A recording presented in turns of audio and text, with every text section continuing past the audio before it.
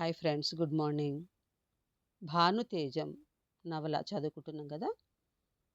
మనం నిన్నటి కథను కొద్దిగా చదువుకుని ఈరోజు కథలోకి వెళ్ళిపోదాం. రచించిన వారు ఎం. బాలగంగాధరయ్య గారు. చదువుతున్నది కరుణ సిరిమణి. కార్తికేయ, నీకలాంటి సందేహం ఏమాత్రం వద్దు. నీవే చూస్తావుగా ఇతని ప్రతిభా విశేషాలను. అయితే సరే, ఈ రాత్రికి ఇక్కడే విశ్రమించి రేపు ఉదయాన్నే పసరును రంగరించి తయారు చేస్తాను.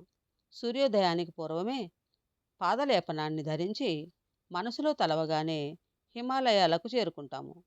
ముందు మనం హిమాలయాల్లో ఎక్కడకు వెళితే బాగుంటుందో చెప్పండి సచ్చిదానంద.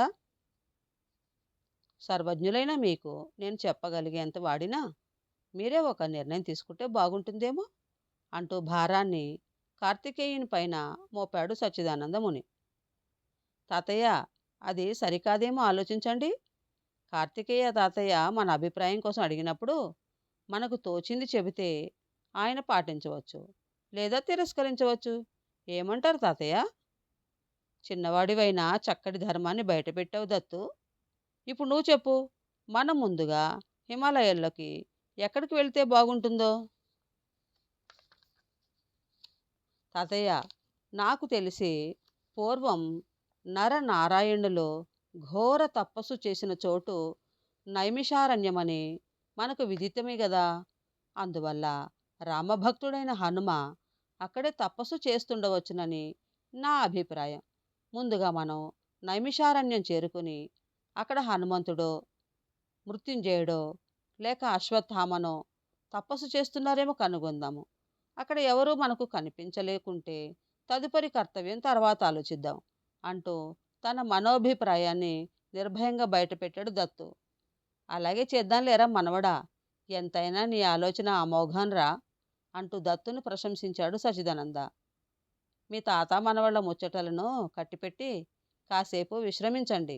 రేపు ఉదయాన్నే మళ్ళీ తీరిగ్గా ముచ్చట్లు మొదలు పెట్టవచ్చు అంటూ శుతిమెత్తగా మందలించాడు కార్తికేయుడు. సూర్యోదయానికి పూర్వమే నిద్రలేచిన ముగ్గురు కాలకృత్యాలను ముగించుకుని కాసేపు ధ్యాన సమాధిలో మునిగిపోయారు. సమాధి నుంచి తేరుకున్న కార్తికేయుడు ఇంటి పెరటిలోనున్న ఆకును కోసి మెత్తగా కల్వంలో నూరి లేపనల తయారు చేశాడు. ఆ లేపనాన్ని ఒక గాజు సీసాలో భద్రపరిచాడు. సచ్చిదానందుడు దత్తు ధ్యానం నుండి లేచిన తర్వాత ముగ్గురు తమ అరికాళ్లకు పాదలేపనాన్ని దట్టంగా పట్టించారు. ముగ్గురు ఒకేసారి కళ్ళు మూసుకుని తాము నైమిషారణ్యానికి చేరుకోవాలని మనసులోనే కోరుకున్నారు. ఒక్క క్షణం తర్వాత కళ్ళు తెరిస్తే ముగ్గురు మంచు వర్షిస్తున్న నైమిషారణ్యంలో ఎలాంటి ఆచ్ఛాదన లేకుండా ముద్దగా తడుస్తూ నిలబడున్నారు. ఎక్కడైనా తలదాచుకోవడానికి ఆచ్ఛాదన లభిస్తుందేమోనని చుట్టూ పరికిస్తే అల్లంత దూరాన ఏదో కొండ గుహ కనిపించింది. ఇక ఏమాత్రం సందేహించకుండా ఆలస్యం చేయకుండా ఆ గుహలోకి చొరబడ్డారు ముగ్గురు. గృహాంతర్భాగం నుండి ఏదో శబ్దం లీలగా వినిపిస్తుంటే ముగ్గురు చెవులు రిక్కించి శ్రద్ధగా విన్నారు. అది ఓంకార నాదం. ఆ ముగ్గురు భయం భయంగానే కాస్త గుహాంతర్భాగానికి వెళ్ళి చూశారు. ఏం ఆశ్చర్యం! సూర్యతేజ వలయం చుట్టుముట్టి ఉండగా మధ్య భాగాన పద్మాసనాధీశుడైన వాయునందనుడు ధ్యాన నిమగ్నుడై రామనామాన్ని జపిస్తున్నాడు. మరి ఆ రామనామం గుహ ప్రవేశం వద్ద ఓంకారనాదంగా ప్రతిధ్వనించింది. ఇది ఎలా సంభవం? బహుశా రామనామం మంచు శిలాజాలపై పరివర్తనం చెంది ఓంకారనాదంగా వినిపించి ఉండవచ్చు. అదేమైనా గాని ఈ అంజనీసుతుడిని ప్రసన్నం చేసుకోవడం, ఆయన ధ్యానాన్ని విరమించడం సాధ్యమవుతుందా? పోనీ ఏదైనా శబ్దం చేస్తే ఆయనకు ధ్యానభంగమై కళ్ళు తెరిచి చూస్తే ఆ అరుణారుణ నేత్ర జ్వాలా విస్ఫోటిత అగ్ని కీలల్లో పడి శలభాల్లా మాడి మసైపోవడం ఖాయం. ఏమిటి కర్తవ్యం? నిరీక్షణే శరణ్యం అనిపించింది ముగ్గురు బాటసారులకును.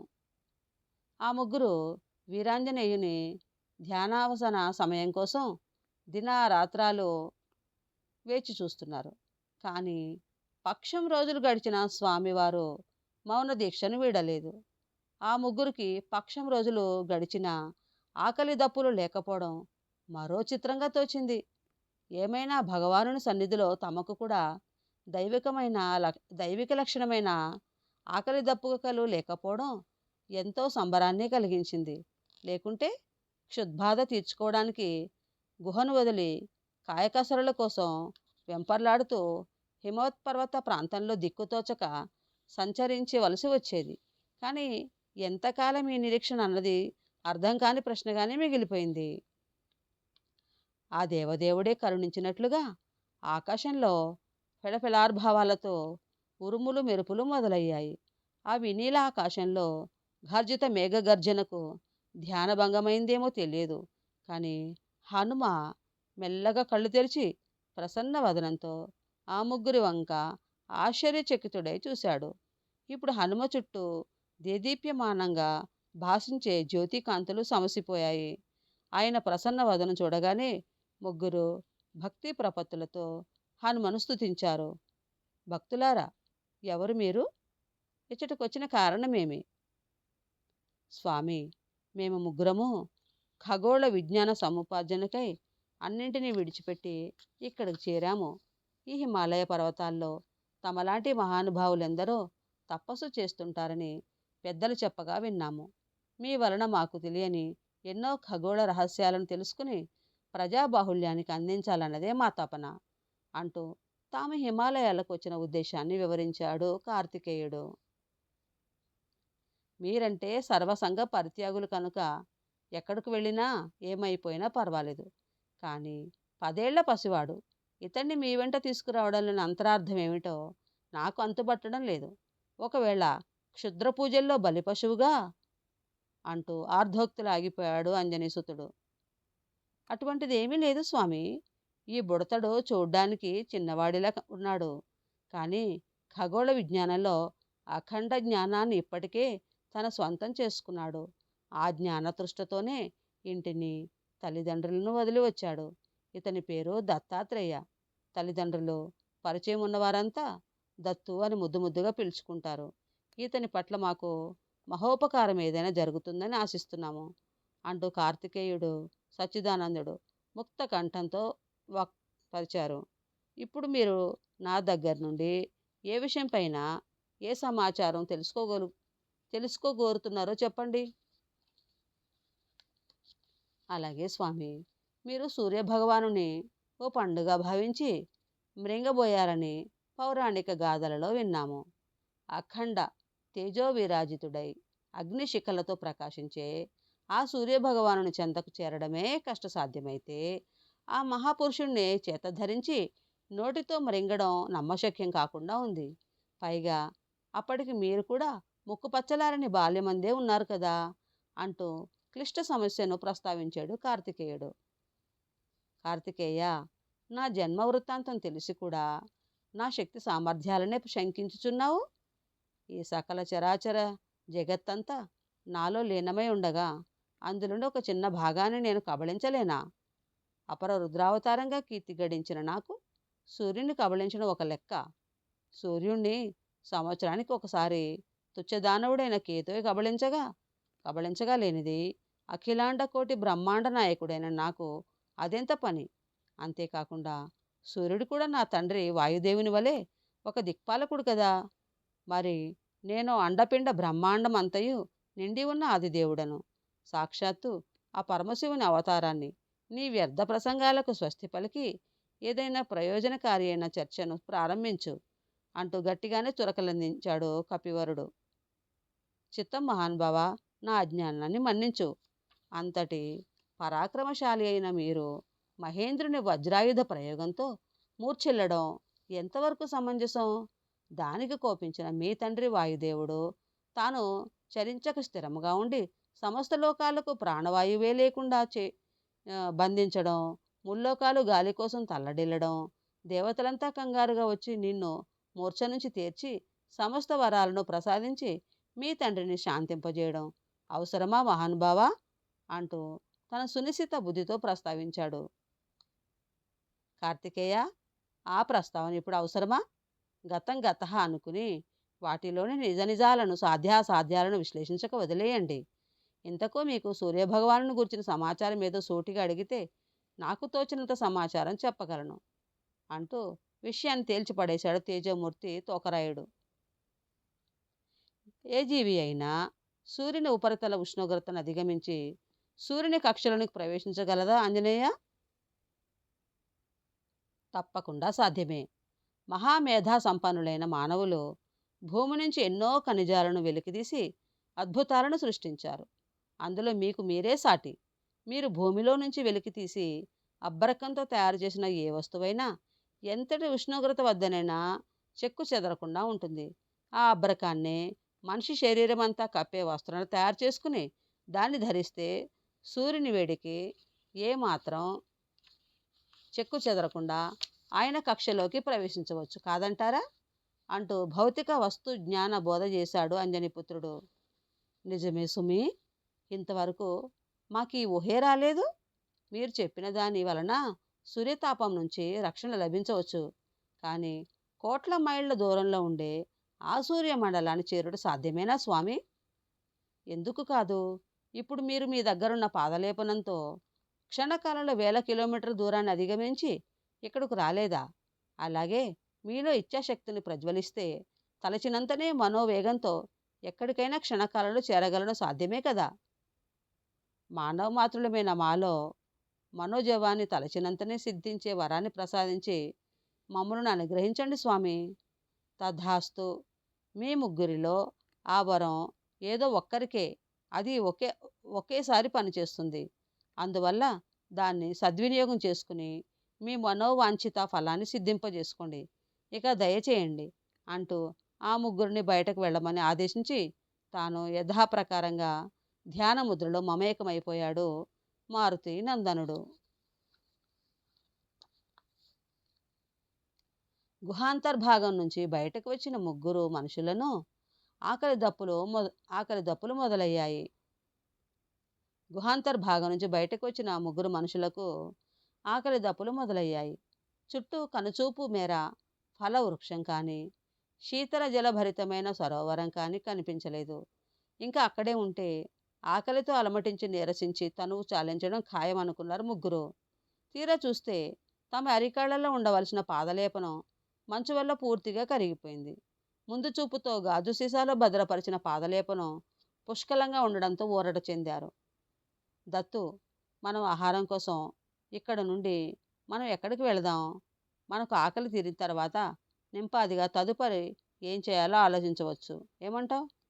తాతయ్య, ఆహారం కోసమైతే మనం కాశీ క్షేత్రాన్ని దర్శిస్తే అక్కడ కాశీ అన్నపూర్ణ క్షేత్రంలో ఉచితంగా సుష్టుగా మన తెలుగువారి భోజనం లభిస్తుంది. ఒకవేళ అన్నపూర్ణ సత్రంలో కుదరకపోయినా సైకిల్ బాబా సత్రంలో షడ్రుచులతో కూడిన తెలుగువారి భోజనం ఉచితంగా లభిస్తుంది. కాబట్టి మనం పాదలేపనంతో క్షణాల్లో కాశీక్షేత్రానికి చేరుకోవడం ఉత్తమం అంటూ తన అభిప్రాయాన్ని చెప్పాడు దత్తు. చాలా చక్కగా చెప్పావురా మనవడా. నీ ఆలోచనకు కుశాగ్ర బుద్ధికి తిరుగులేదు. అలాగే వెళదాం అన్నాడు సచిదానందుడు. ముగ్గురు పాదాలకు లేపనం ధరించి కాశీక్షేత్రానికి చేరుకుని ఆ కాశీ విశ్వేశ్వరుణ్ణి విశాలాక్షి మాతను కన్నుల పండుగగా దర్శించుకుని అక్కడ క్షేత్రపాలకుడైన కాలభైరవ దర్శనంతో తీర్థయాత్రను ముగించుకుని అపరాహ్న వేళలో సైకిల్ బాబా సత్రంలో సుష్టుగా భోజనం ముగించిన తర్వాత కాసేపు విశ్రమించారు. తదుపరి కర్తవ్యం ప్రశ్నార్థకంగా మారింది. తాతయ్యలు, మనం హనుమంతుని ముందు ఉన్నంతసేపు ఆకలి దప్పులు మన దరి చేరలేదు. ఆ గుహ నుంచి బయటపడగానే ఆకలి బాధతో అల్లాడిపోయాము. అదంతా ఆ హనుమ మహిమ అనుకుందాం. అది సరే గాని, హనుమ మనలో ఒకరికి మనోజపంతో సూర్యమండలాన్ని సందర్శించే భాగ్యాన్ని ప్రసాదిస్తానన్నాడు కదా. ఆ మంత్రాన్ని మనము అడగను లేదు, ఆయన ఇవ్వను లేదు. మరి ఇప్పుడు ఎలా? అవును కదూ దత్తు, ఆ సంగతే మర్చిపోయాము. ఇక చేసేదేముంది? మళ్ళీ మనం నైమిషారణ్యంలోని ఆ గుహలోకి ప్రవేశించి వాయునందనుని ప్రసన్న వాయునందనుణ్ణి ప్రసన్నం చేసుకుని ఆ మంత్రోపాసనతో సూర్యమండలం వైపు ప్రయాణం చేయడమే మన కర్తవ్యం కదా అంటూ కర్తవ్యాన్ని బోధించాడు కార్తికేయుడు. మరి ఈసారి ఆయన మనకు దర్శనమిస్తాడో లేదో తెలియదు. అసలు ఆయన అక్కడే ఉన్నాడో లేక ధ్యానభంగమైనందున మరో చోటికి తరలి వెళ్ళారో కూడా తెలియదు కదా! ఏమైనా మన అజ్ఞానానికి చింతించక తప్పదు కదా! అంటూ తన అనుమానాన్ని వ్యక్తం చేశాడు దత్తు. బుద్ధి కర్మానుసారిణి అని పెద్దలు ఊరికే అన్నారా మరి? మనలాంటి అల్పజ్ఞానులను గమనించే అలా సెలవిచ్చుంటారు ఆనాటి పెద్దలు. గత జల సేతుబంధనం వలన ప్రయోజనం శూన్యం కదా! కాబట్టి మనం మళ్ళీ నైమిషారణ్యంలో ప్రవేశించి ఆ అంజనీ దర్శనంతో మన ఈ ఈప్సితాన్ని నెరవేర్చుకునే ప్రయత్నం చేద్దాం. రేపు సూర్యోదయం కాకమునిపే మన నైమిషారణ్య ప్రయాణం సిద్ధంగా ఉండండి అంటూ దిశానిర్దేశం చేశాడు కార్తికేయుడు.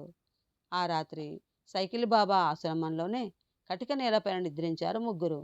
సూర్యోదయ పూర్వమే సూర్యోదయాత్పూర్వమే కాలకృత్యాలను ముగించుకుని పూజాధికాలను కూడా పూర్తిగా గావించుకుని పాదలేపనంతో మళ్ళీ నైమిషారణ్యం ప్రవేశించారు. ఆ అరణ్య మధ్యలో ఇంతకుముందు కనిపించిన గుహకై అన్వేషించి అలసిపోయారు. కానీ ఆ గుహ ఆచూకీ కనుగొనలేకపోయారు. ఒక పెద్ద వృక్షం కిందకు చేరి సేద తీరుతున్నారు. ఆ చెట్టుపైనున్న ఒక వానరాన్ని చూసి అవాక్కయ్యారు. ఎందుకంటే సూక్ష్మరూపం ధరించిన హనుమ ఆ చెట్టుపైనున్న కొమ్మపైన పద్మాసనం వేసుకుని తపోదీక్షలో మునిగున్నాడు. తాము ఆ చెట్టు పైకి ఎక్కి సాహసం చేయలేక దిక్కుతోచని పరిస్థితిలో హనుమయే స్వయంగా చెట్టు దిగి వచ్చి తమకు మంత్రోపదేశం చేసేంత వరకు అకుంఠిత దీక్షతో నిరీక్షించాలని నిర్ణయించుకున్నారు ముగ్గురు మానవులు. ఎక్కడి నుంచో ఓ తెల్లని ఎలుగుబంటి ఆ చెట్టు వంకకు నెమ్మదిగా అడుగులు వేస్తూ రాసాగింది. ఆ వృకోదరాన్ని చూడగానే ముగ్గురు మానవులకు పై ప్రాణాలు పైనే పోయాయి. ఎటైనా పారిపోదామన్నా ఆ భల్లూకాన్ని తప్పించుకుని పలాయనం చిత్తగించే మార్గం తోచడం లేదు. అయినా హనుమ చెంతనుండగా ఈ వృద్ధ భల్లూకము తమనేమీ చేయలేదన్న ధైర్యంతో హనుమనామాన్ని మనసులో ధ్యానిస్తూ ఓరకంట భల్లూకపు గమనాన్ని గమనిస్తూ ఉన్నారు. ఆ భల్లూకం అల్లంత దూరం నుంచే "ఓయి హనుమ, ఇంకెంతకాలం ఆ చెట్టుపైనే ఒంటరిగా తపసమాధిలో మునిగిపోతావు? అక్కడ అయోధ్య నగరంలో మన రామచంద్రునికి అత్యంత మనోహరమైన ఆలయం నిర్మించారనే వర్తమానం వచ్చింది. పద, ఆ దివ్యమంగళ ఆలయ సౌందర్యాన్ని కనులారా కాంచివద్దాం" అనగానే, తాత జాంబవంత, మీరొచ్చి ఎంతసేపు అయినది? నా వలన మీకు ఏ అసౌకర్యం కలగలేదు కదా? మనసును రంజింపజేసే మనోజ్ఞమైన మాట సెలవిచ్చారు. మన త్వరితగతిని అయోధ్యలోని రామమందిర దర్శనార్థము వేగమే పోయేదముగాక అంటూ హనుమ తన సూక్ష్మరూపాన్ని వదిలి మహోగ్ర రూపాన్ని ధరించాడు. తన కరముతో జాంబవంతుణ్ణి అమాంతం ఎత్తుకుని తన భుజంపై కూర్చుండబెట్టుకుని ఆకాశ మార్గానికి ఎగిరాడు. ఆయన ఎగిరినప్పుడు వీచిన జంఝామారుతానికి నేలకు విసిన బంతివల్లి ముగ్గురు కిందపడి స్పృహనే కోల్పోయారు. ఒక్కింత తడవైన తర్వాత స్పృహలోకి వచ్చి ఆ చుట్టుపక్కల పరికిస్తే అక్కడ తాము ముగ్గురు తప్ప మరో జీవజాలం కంటబడలేదు. అరే దత్తు, నువ్వు క్షేమంగానే ఉన్నావు కదా? ఆ హనుమయ్య కనిపించగానే అయోధ్య రామమందిర నిర్మాణాన్ని చూడటానికని వెళ్ళాడు. మళ్ళీ ఎప్పుడు ఇక్కడకు తిరిగి వస్తాడో, అసలు తిరిగి వస్తాడో రాడో కూడా చెప్పలేము. మనం ఇక్కడే మన జీవితకాలమంతా నిరీక్షించిన ఆయన రాకపోవచ్చు. ఇప్పుడు మనం ఏం చేయాలో బోధపట్టం లేదంటూ చింతాక్రాంత వదనంతో దిగులుగా అన్నాడు సచ్చిదానంద స్వామి. తాతయ్య, నాకు కూడా ఇక్కడ ఆ హనుమ కోసం నిరీక్షిస్తూ కూర్చోవడం వృధా కాలయాపన అనిపిస్తుంది. మనం సూర్యమండలానికి వెళ్ళడానికి ఈ పాదలేపనం సరిపోదా అంటూ తన సందేహాన్ని వెలిబుచ్చాడు దత్తు. ఏమో చెప్పలేం. ఇంతవరకు మనం అలాంటి ప్రయోగం ఎప్పుడు చేయలేదు. ఒకవేళ ఇప్పుడు ఆ ప్రయోగం చేస్తే అది కాస్త విఫలమైతే అందుకు ప్రయత్నించిన వాడు ఆ మార్తాండుని అగ్నికీలలకు బూడిదగా మారడం మాత్రం ఖాయం అన్నాడు కార్తికేయుడు. తాతయ్య, మనిషి తన లక్ష్య సాధనలో ప్రాణాలను విడిచిన లక్ష్యాన్ని సాధించగలిగితే చాలు. అదే మనిషి జీవితానికి పరమార్థం అవుతుంది. ఆ భారమో భద్రతో నేను భరిస్తాను. ఒక చిన్న భరిణలో కొంత పాదలేపనం ఇస్తే అక్కడ నుండి తిరిగి రావడానికి పనికొస్తుంది. ఇప్పుడు నా పాదాలకు లేపనం పూసుకుని మనసులో సూర్యమండలాన్ని చేరుకోవాలని ధ్యానిస్తాను. నా ధ్యానం ఫలించి ఈ పాదలేపనం శక్తి వల్ల సూర్యమండలం చేరుకుని అక్కడున్న విశేషాలను సాధ్యమైనంత మేరకు దర్శించి మళ్ళీ తిరిగి మీ దగ్గరకు చేరుకుంటాను. అంతవరకు మీరు ఇక్కడే వేచి ఉంటారో, లేక మరో చోటికి వెళతారో మీ ఇష్టం" అంటూ తన దృఢ సంకల్పాన్ని బయటపెట్టాడు దత్తు. "నీ ధైర్య సాహసాలను అభినందిస్తున్నాను. కానీ ప్రచండ మార్తాండుని అగ్నికీలల కిరణాలను ఎలా భరిస్తావు? ఆ విషయమైనా ఆలోచించావా?" అంటూ తన భయాన్ని బయటపెట్టాడు కార్తికేయుడు. "ఓహ్! అదో ప్రమాదం ఉంది కదూ తాతయ్య. నాకు తెలిసినంత వరకు సూర్యకిరణాల వేడి నుంచి మానవ శరీరాన్ని కాపాడుకోవాలంటే అబ్రకం అంటే మైకాతో చేసినది ఏదైనా వస్త్రం లాంటి దాన్ని ధరిస్తే సరిపోతుందని నా నమ్మకం. ఎందుకంటే అబ్రకం పొరపైన ఉంచి తయారు చేసిన ఇనుప వస్తువులు సైతం భగభగ మండే మంటల్లో సురక్షితంగా ఉంటుందని మా తాతయ్య చెప్తుంటే విన్నట్లు గుర్తు. ఇప్పుడు ఆ మైకాతో చేసినది ఏదైనా మనకు దొరకాలంటే అది ఆంధ్రదేశంలోని నెల్లూరు జిల్లాలోనే ఉంటుందని నాకు గుర్తుంది. కాబట్టి మనకు సూర్యతేజం నుంచి రక్షణ కావాలంటే తక్షణం నెల్లూరుకు వెళ్ళి మన శరీరాలను సంపూర్ణంగా కప్పి ఉంచేటటువంటి దుస్తులను ముందుగా సమకూర్చుకోవాల్సిన ఆవశ్యకత ఎంతైనా ఉంది" అంటూ భవిష్యత్ కర్తవ్యాన్ని బయటపెట్టాడు దత్తు. "అట్లయినా మన తక్షణ ప్రయాణం నెల్లూరు పట్టణానికేనా మరి?" "అంతేగా మరి. ఇక్కడ నుండి మనం నెల్లూరు వెళితే మన దగ్గరున్న పాదలేపనం అంతటితో సరిపోతుంది. ఆ తర్వాత మరేం చేయాలి?" అన్నాడు నిరాశగా కార్తికేయుడు. "ఇక చేసేదేముంది?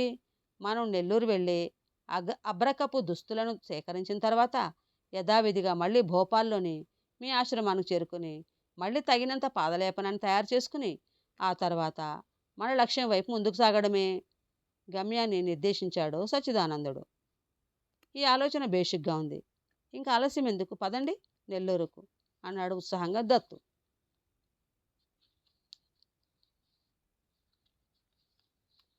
అబ్రకపు ఉత్పత్తులను తయారు చేసే కర్మాగారంలోనికి ప్రవేశించిన ముగ్గురు సన్యాసి వస్త్రధారణ చేసిన వాళ్ళని చూసిన కర్మాగారం మేనేజరు ముందుగా ఆశ్చర్యపోయాడు. ఆ తర్వాత "ఈ కర్మాగారం యజమాని ఇప్పుడు ఇక్కడ లేడు. ఆయన వచ్చిన తర్వాత వస్తే మీకేదైనా పదో పరకో దానం చేస్తాడు. ఇప్పుడిక దయచేయండి" అంటూ కసురుకున్నాడు. "మేము దాన ధర్మాల కోసం రాలేదు. మాకు అబ్బరకంతో చేసిన వస్త్రాలు కావాలి. మా ముగ్గురికి అలాంటి వస్త్రాలు కావాలంటే ఎంత ఖర్చు వస్తుందో, ఎంత సమయంలో మీరు ఆ దుస్తులను తయారు చేసి మాకివ్వగలరో చెప్తే సంతోషిస్తాము. లేదంటే మరో చోట వెతుక్కుంటాం" అంటూ వచ్చిన పని వివరించాడు దత్తు. "అలాగా? మీ దగ్గర ఎంత డబ్బుందేంటి? అంత ధీమాగా అడుగుతున్నారు. మీకు ఒక్కొక్కరికి దుస్తులు తయారు చేయాలంటే కనీసం 10 లక్షలైనా కావాలి. మీ ముగ్గురికి ఒకేసారి కావాలంటే ఓ 25 లక్షలిస్తే ఓ వారం రోజుల్లో తయారు చేసి ఇస్తాము. దానికి బయానాగా ఓ 10 లక్షలు ఇప్పుడు ఇచ్చి మీ దుస్తుల కొలతలను ఇచ్చి వెళ్ళండి. తర్వాత వారం తర్వాత మిగిలిన డబ్బు తీసుకుని వచ్చి మీ యొక్క దుస్తులను నిక్షేపంగా తీసుకుని వెళ్ళవచ్చు. ఏమంటారు?" అన్నాడు మేనేజరు మహిపాల్.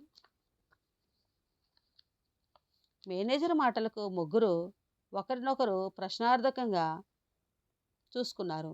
ఇది గమనించిన మహిపాల్‌కు వాళ్ళ దగ్గర డబ్బు లేదని అర్థమైంది. దాంతో చిరాగ్గా ముఖం పెట్టి "సన్నాసి సన్నాసి రాసుకుంటే బూడిద మిగిలిందన్నట్లు మీ ముఖాలు చూస్తే అర్థమవుతుంది. పూటకు గతి లేదని ఏ ముఖం పెట్టుకుని ఇక్కడ బేరాలాడటానికొచ్చారు? ఇక్కడెవరైనా ఆదమరచి ఉంటే దొరికిన కాడికి జోలులో వేసుకుని పలాయనం చిత్తగించడానికొచ్చారా? మర్యాదగా బయటకు నడవండి. లేదంటే పోలీసులను పిలిపించి మీకు దేహశుద్ధి చేయిస్తాను" అంటూ కసిరాడు మహిపాల్. "ఏమయ్యా, మా అవతారాలు చూస్తే అంత గతిలేని వాళ్ళ మనుకున్నామా? అంత గతిలేని వాళ్ళమనుకున్నావా? ఇదిగో ఈ ఉంగరానికి వెలకట్టి ఆ తర్వాత నీ దుస్తులకు తగినంత మూల్యం జమ చేసుకుని మిగతా సొమ్ము మా ముఖాన పారేయ్" అంటూ కార్తికేయ తన రొంటిన దాచిన వజ్రపుటుంగరాన్ని తీసి మహిపాలకు అందించాడు. ఆ ఉంగరం నుంచి వెలువడే కాంతి కిరణాలను చూసి ఆశ్చర్యపోయాడు మహిపాల్. అయినా ఇంత ఖరీదైన ఉంగరం ఈ సన్యాసుల దగ్గర ఎలా ఉంది? ఖచ్చితంగా వీళ్ళు ఈ ఉంగరాన్ని ఏ నగల షాపులను కొట్టేసుంటారు. ఇందులో అనుమానం ఏమీ లేదు అనుకున్నాడు మహిపాల్. వీళ్ళ సంగతి పోలీసులకు చెప్తే వెంటనే వచ్చి ముగ్గురిని స్టేషన్ తీసుకుని పోయి బడిత పూజ చేస్తారు. దానివలన తనకు ఒరిగే ప్రయోజనం ఏమున్నది? అదే ఆ ఉంగరాన్ని పనికి మాలినదని చెప్పి తక్కువకు బేరం చేసి కొంటే తనకు లక్షల్లో లాభం వస్తుంది. వీళ్ళని పోలీసులకు అప్పజెప్పడం కంటే ఆ ఉంగరానికి ధర చెల్లించి సొంతం చేసుకోవడమే శతవిధాల మేలనిపిస్తోంది అని మనసులో గట్టిగా తీర్మానించుకుని, చూడండి సన్నాసుల్లారా, ఈ ఉంగరం పురాతన పురాతనానిది ఏదైనా ఇందులో పొదగబడిన వజ్రం అంత నాణ్యమైంది కాదు. ఈ ఉంగరానికి నేను ఓ 20,00,000 కంటే మూల్యం చెల్లించలేను. మరి మిగిలిన 5,00,000 తెచ్చిచ్చి మీ దుస్తులను ఒక వారం రోజుల తర్వాత పట్టుకొని పోవచ్చు. ఏమంటారంటూ కార్తికేయుని వంక చూస్తూ అన్నాడు. కార్తికేయుడు వంక చూస్తూ, చూడండి మేనేజర్ గారు, మేమెంత సన్యాసులమైనా లోకజ్ఞానం లేని వరం కాదు. ఈ అంగుళీయకము ఆంధ్ర భోజుడైన శ్రీకృష్ణ దేవరాయలు తన పట్టమహిషి అయిన తిరుమలాదేవికి కానుకగా ఇచ్చిందని, ఆమె తర్వాత ఆ ఉంగరాన్ని బహుమనీ సుల్తానులు స్వాధీనపరుచుకున్నారని చరిత్ర చెబుతోంది. మా తాతగారు బీదర్లో చేసిన ప్రసంగానికి మెచ్చుకున్న ఆ బహుమనీ సుల్తాన్ ఆ ఉంగరం తమ దగ్గరుంటే అరిష్టమని నమ్మి దాన్ని దానంగా ఇచ్చాడని చెప్తుండేవాడు. అప్పటి నుంచి ఆ ఉంగరాన్ని మా తాత, ఆ తర్వాత మా నాన్న, ఆయన తదనంతరం నేను భద్రంగా కాపాడుకుంటూ వస్తున్నాము. ఇందాక నువ్వు నన్ను రెచ్చగొడుతూ సన్యాసుల దగ్గర ఏముంటుందని మాట్లాడడంతో నా ఆత్మగౌరవానికి భంగం వాటిల్లిందని ఆ ఉంగరాన్ని బేరానికి పెట్టానే తప్ప నాకు ఈ ఉంగరం ప్రాణంతో సమానం. ఈ ఉంగరానికి ఉన్న చారిత్రక ప్రాశస్తానికైనా అవలీలగా 10 కోట్ల విలువ చేస్తుందని నేను భావిస్తున్నాను. మీరు అంత సొమ్ము పెంచగలిగితే ఉంగరం స్వంతం చేసుకోండి. లేకుంటే నా ఉంగరాన్ని నాకిస్తే ఇక్కడి నుంచి వెళ్ళిపోతాం. ముంబై నగరం వెళ్ళి అక్కడ అమ్మేందుకు ప్రయత్నం చేస్తాం. ఆ తర్వాత వస్తాం అంటూ తెగేసి చెప్పాడు కార్తికేయుడు. ఆగండి, ప్రతిదానికి అంత తొందర అయితే ఎలా? ఇదేమైనా కూరగాయల బేరమా? క్షణంలో తేల్చేయడానికి కోట్లతో వ్యవహారం. మీ దగ్గరున్న ఉంగరం అతి ప్రాచీనమైనదని నేను కొంటే పురావస్తు శాఖ వారు దాన్ని స్వాధీనం చేసుకుంటే దాని విలువలో నాకు దక్కేది 6% మాత్రమే. అంటే ఇప్పుడు మీరన్నట్లు ఈ ఉంగరం విలువను 10 కోట్లకు అంచనా వేసినా నాకు దక్కేది 60 లక్షలు మాత్రమే. మీరు ముంబై మార్కెట్లో అమ్మడానికి ప్రయత్నిస్తే అక్కడైనా ఇంతకంటే ఎక్కువ విలువ వస్తుందని నేను అనుకోను. చివరగా ఈ ఉంగరానికి 70 లక్షలు కొనుగోలు చేయడానికి మా షావుకారుని ఒప్పిస్తాను. మీకు సమ్మతమైతే ఈ ఉంగరాన్ని ఇచ్చేసి మీ దుస్తుల కొలతలను మా దర్జీకి అప్పగించి వెళ్ళండి. మళ్ళీ వారం తర్వాత తిరిగి వచ్చి మీ అబ్రకపు దుస్తులను, మిగిలిన సొమ్మును నిక్షేపంగా పట్టుకుని వెళ్ళండి అంటూ బేరం తేల్చేశాడు మహిపాల్. ఇప్పుడు మాకున్న అత్యవసర పనుల దృష్ట్యా మేము ముంబై వెళ్ళి అక్కడ బేరసారాలాడి ఈ ఉంగరాన్ని అమ్మి ఆ డబ్బుతో మళ్ళీ మీ దగ్గరకు వచ్చి దుస్తులు కొనుగోలు చేసే సమయం లేదు. దంచినమ్మకు బొక్కిందే దక్కిందన్నట్టుగా మీరు చెప్పినట్లుగానే 70 లక్షలకి ఉంగరాన్ని అమ్మడానికి ఒప్పుకుంటున్నాను. కాకపోతే మాకు కావలసిన దుస్తులను, మిగిలిన పైకాన్ని సాయంత్రం లోపల మాకిప్పిస్తే మీకు జీవితాంతం రుణపడి ఉంటాము. మీరు దుస్తులు తయారు చేసేంత వరకు ఇక్కడే తిష్ట వేసుకుని కూర్చుంటాము. సరేనా? అన్నాడు ఖరాఖండిగా కార్తికేయ. సరే, మీ ఇష్టం. మీరంతగా తొందర పెడుతున్నారు కాబట్టి సాయంత్రానికల్లా మీ ముగ్గురికి దుస్తులను తయారు చేసే పని మా దర్జీలకు పురమాయిస్తాను.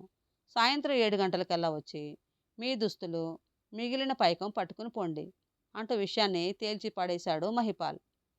మహిపాల్ అన్నట్లుగానే ఆ రోజు సాయంత్రం 7 గంటల సమయానికి ముగ్గురికి అబ్రకపు పొరలతో తయారు చేసిన దుస్తులను రూపొందించారు. ఆ దుస్తులను తీసుకుని మిగిలిన 45 లక్షల రొక్కాన్ని ఒక గోనె సంచిలో వేసుకుని పాదలేపనం సాయంతో అదృశ్యమై భోపాల్ నగరంలోని కార్తికేయుని ఆశ్రమానికి చేరుకున్నారు. ముగ్గురు క్షణకాలం అంతర్ధానమై ఎటు వెళ్లారో తెలియక మహిపాల్ కాసేపు గాబరా పడినా తనకు దక్కవలసిన లాభం ఉంగరం రూపంలో లభిస్తున్నందుకు సంబరపడి సరిపెట్టుకున్నాడు. ఈ మునుల వద్ద ఇంతటి మహాత్యం ఉందని ముందే తెలిసి ఉంటే తాను కూడా ఏమైనా వరాలను కోరుకునేవాడినని వాపోయాడు.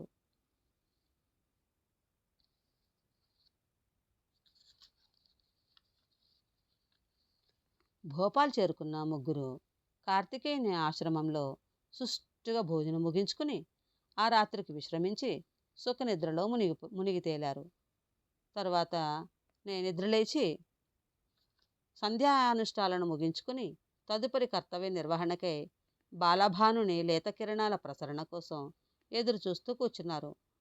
తూర్పున తెలతెల వారుతుండగా కార్తికేయుడు పాదలేపనం తయారు చేయడానికి కావలసిన ఆకుల కోసం వెతికాడు. ఏం ఆశ్చర్యం! ఆ వనంలో కలికాని ఒక మొక్క కూడా కనిపించడం లేదు. ఎవరో మొక్కలనన్నింటినీ పీకి వేసినట్లు ఆ ప్రదేశమంతా ఖాళీగా బోసిపోయి ఉంది.